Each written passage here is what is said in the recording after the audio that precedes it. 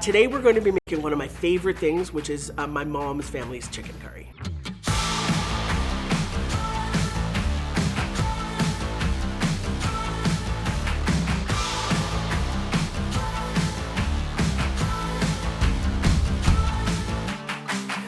These are so good. Thank you, Mom. So the special thing about this chicken curry, I mean, there's a number of things. I think that the masala that we use is perhaps the biggest. So masala is a Hindi word for a mixture of spices, and it can be any mix, right? My mom and I make a table full of it every 3 years, burning out 2 coffee grinders and stinking up the house and the whole bit. But that is the flavor of my family's food. Yes, so this is called a masala dabba. We've got 7 different things in here. So when we cook this thing, we just pull this one dish down and you're good to go. So here's our finished masala.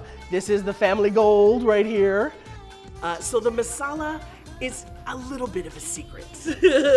I have kept the actual proportions to myself.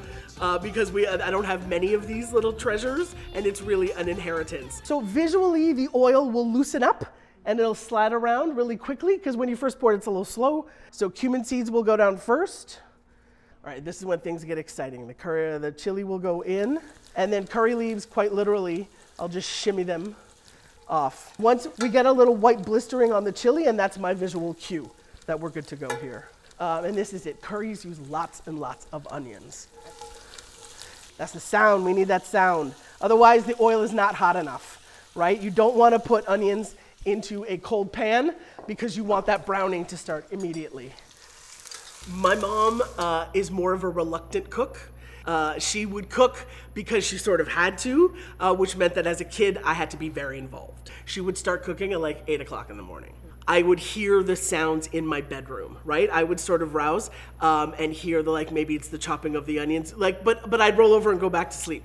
But by the time she got to action at the stove on the pot, she would stir the onions in the oil, and then she would tap the spoon on the side of the pot, and that would get louder and louder and louder. She would make it more and more and more impossible for me to stay asleep.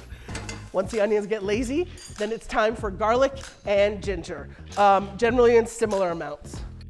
Now it's time for masala. And this is, I feel like, one of the things that people who are not Indian who try to cook Indian food is they're too stingy with the masala. You gotta be generous with it. Obviously you can go too far and it gets a little muddy and cloudy. For me, this is like 2 or 3 tablespoons.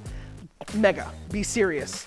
Okay, the process of getting this recipe on a piece of paper, my mother and I almost got a divorce.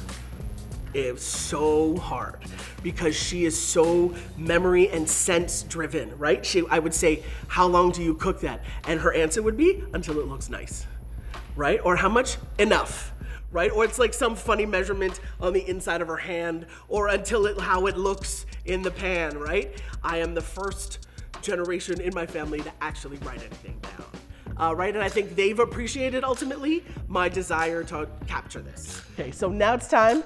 Canadian chicken in, and these are boneless, skinless thighs. You can do really whatever you like.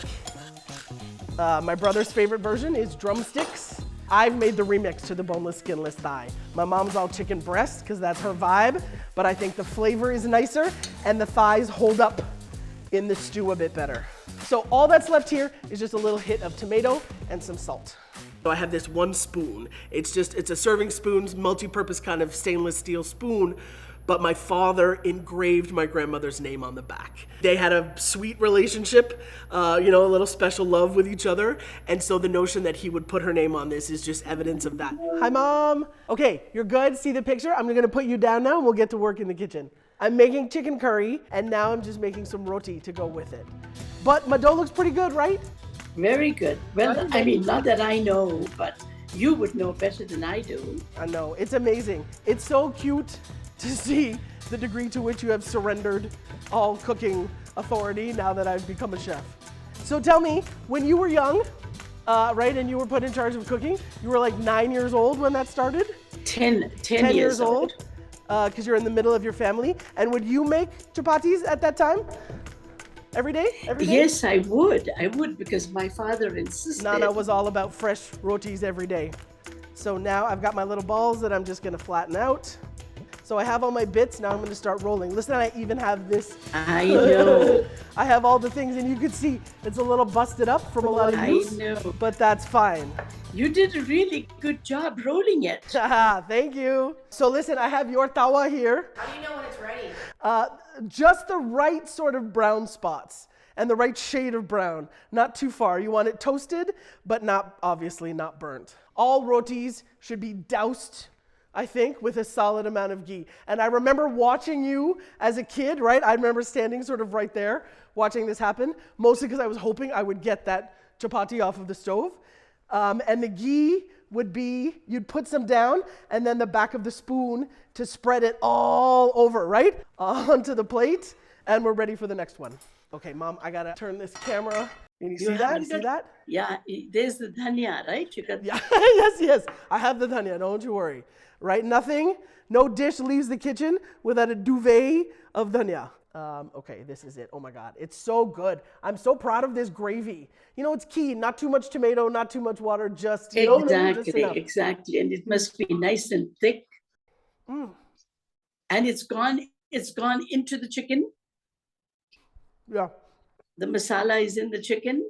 That's the line, right? When I was young, my job would be to taste. And Mom's question was, has the masala gone in? Has it, you know what I mean? Is it in the meat? I'm sorry you're not here to taste this, Mom. It's so good.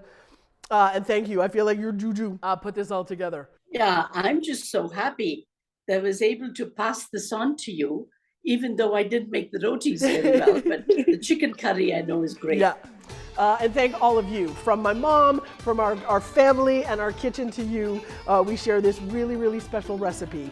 This is our family legacy recipe.